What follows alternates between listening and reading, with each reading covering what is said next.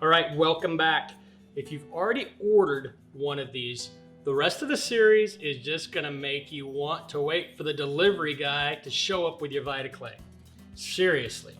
I got a note from a follower today, and they asked if the VitaClay I used was really my pot, and if this really is my house. Yes, this is my house. These are not my VitaClays. Mine's over here on a rack, and I've shown it before, all dented up. You'll see the B-roll of that, I'm sure. Well, the reason people listen to us is because we're telling the truth. VitaClay is awesome, and you will use it, and you will love it, and you'll learn to cook easily. Now, today's Tuesday, which makes it Taco Tuesday, and I love these dishes because they take about 60 seconds to prepare. And I'm gonna do two different types of street tacos really easily. Over here, we're gonna do pork, and over here, we're gonna do chicken. And this is all it takes. First, just add a little olive oil to the pot. It's just so the meat doesn't stick. And we're gonna throw. Now, I like pork with bone in it because we're gonna reserve the bone and the juices that come off of these street tacos after we drain them when we're done. And we're gonna make bone broth out of both of these. And obviously you can do this with beef as well. Now, I'm conscious about cross-contamination, even though here I probably don't need to be because these are gonna be heated up and cooked later. But chicken kind of freaks me out when it's raw and when it's on the bone, but I'm sure you're probably not that much different. I try to make the bone side contact the outside of the VitaClay pot, the clay pot, so that that connection is always cooking through the bone and cooking the bone to heat the meat right off the bone. Rinse a little bit there. Again, I get weird about this. Rotel. I love Rotel because it is one of the simplest pepper, chili, tomato combinations. I sometimes put 2 cans in each one of these. I'm just putting 1 in these. And here are 2 little cups of water, each about a pint of water. And I put a little sea salt in there. Salt water is the secret. Salt water's my liquid there. Salt water's my liquid there. And then taco seasoning, and I'd be generous with this because this is gonna give it its flavor, and don't panic like, oh my gosh, I put too much in there. We put all that water in there, and this is gonna diffuse throughout the flavors. This is really gonna give it a solid, and it's gonna make the house smell fantastic, by the way. You're gonna walk in the house after this is cooking and go, my God, it smells fantastic in here. Now you can do this in the morning and let these cook all day and it'll stay warm and they will be falling off the bone. I buy hot sauce by the vat because it is good and good for you.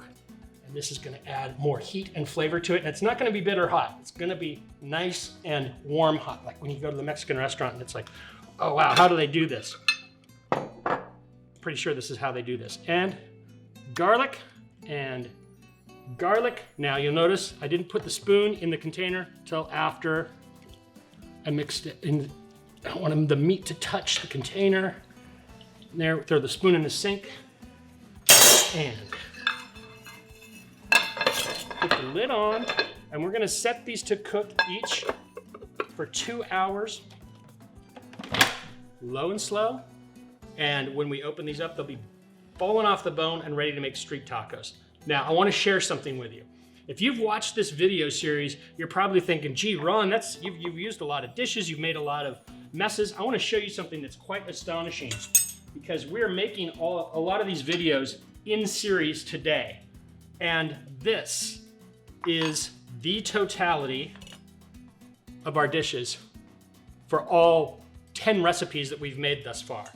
That's it. That's all the mess I've got in the kitchen, and I've just got a VitaClay pot to rinse and to clean. So, basically, we're gonna end up here with our first meal, which is street tacos, and we're gonna get a second meal out of this as well. And in fact, out of one of these, we're gonna get a third meal. So this is a very efficient and a very affordable way to make delicious, fantastic home cooking for your family. And we're back. Now that's it. You just tell people to grab a plate, right? Here is our shredded pork and our shredded chicken. Now these are hot. Oh, that's hot. I really want you to see what's inside here. So let me take the lid off. Oh, wow. I wish you could smell this. This pork is,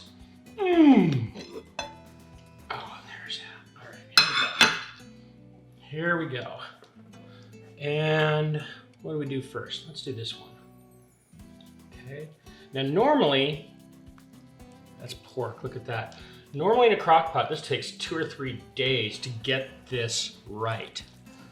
For carnitas, for shredded beef, but look at that. I don't even need a fork to shred it. It's just falling apart.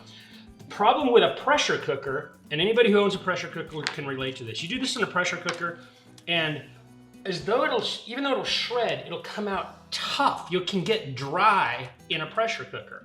This obviously is soaking wet and gonna be so delicious. I'll get some chicken out here. Get this chicken.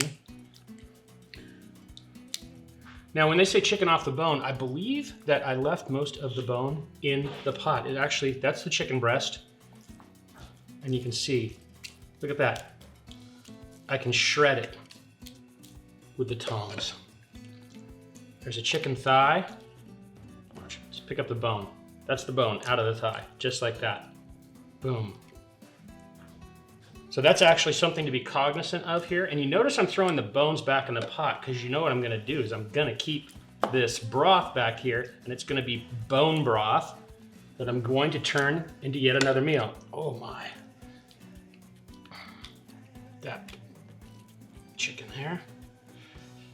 Bone back in the pot. There's a loose bone there back in the pot. Now I've got an entire chicken in here, and that's only part of it there. So you can see the quantity. The other thing you could do with this, you could make a second meal instantly, is we have street tacos we're gonna make here. This could turn into tortilla soup with just a few ingredients. You can put the lid back on it, and the next day you'd have tortilla soup. And that's a tradition at our house, and it's a little related to the Day of the Dead, is we do a tortilla soup every Halloween. My wife makes that. I don't know if everybody here in Texas does that, but that's a trait we picked up while we were here. Okay, so now pull that apart, shred that chicken. Use this fork.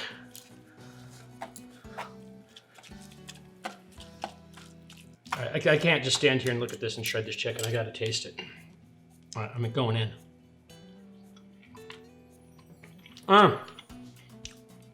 That is so soaking wet, moist to the core.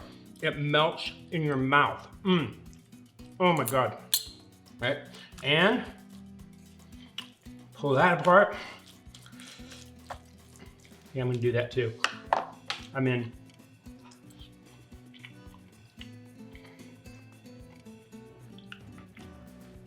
Oh my God, I can't resist. I gotta stop for a second. Keep rolling.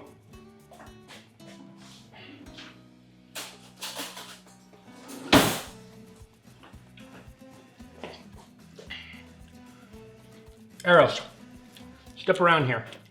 Come in here. You gotta taste this. Because everybody thinks everything on TV is fake. Good catch. Tell them what you think. That's really good. That's sick, isn't it? It's amazing. Sam, you wanna try one? Sure. Come here. You wanna try the chicken or you wanna try the pork? Go for the pork. All right. And? Oh, tell them. that's really good. Doesn't that just melt in your mouth? Oh yeah. Look at us going crazy with the forks and the food. All right, so let's make some tacos real quick. Nobody is disappointed with a good street taco. So put a little pork on that one. And pork back there on that one. Add some more. Woo, it's hot. It's hot in the fingers. And what you're seeing on the counter here, you saw what we put in the pot to begin with. Our yield is still in there. I've only got about 50% of the meat here. And we're gonna do something special with what's left of that pork meat here in a little bit. But you have people over, you say, hey, I made a pot of shredded chicken or shredded pork, and boom, come make your own tacos. Everybody can make their own street tacos, and this goes a long ways. This is a meal for about, one of these pots is probably a meal for 10 or 12 people, which means you're gonna have enough shredded chicken or pork left over to make other dishes out of during the week. So let me add a little pico there, a little chopped produce. You see I got a little avocado on there. And you can see I've got cilantro, and cilantro is kind of a weird thing People have a gene in them with cilantro that they either love it or they hate it. To some people, it tastes like soap. It's actually genetic. Some people love it, some people hate it. So I put it on the side so people can choose. And a little cojita cheese, I tend to buy mine pre-crumbled. You can crumble it yourself though, not a big deal. Little green onion. And boom, that's all it takes. That's the entire effort. Beautiful garnish.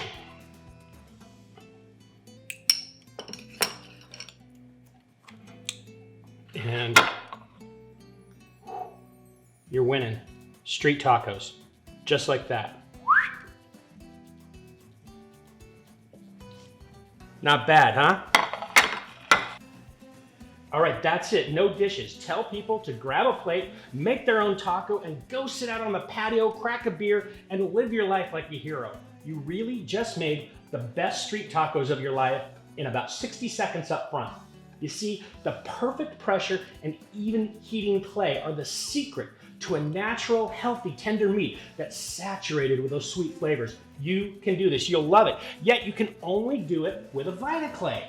That's why mine's 10 years old with dents and dings, and I use it, I love it, and so will you. Click to get my personal deal and enjoy $100 off today. And VitaClay will send you a bunch of free gifts and they'll pay your shipping. What more do you want? Order your VitaClay now.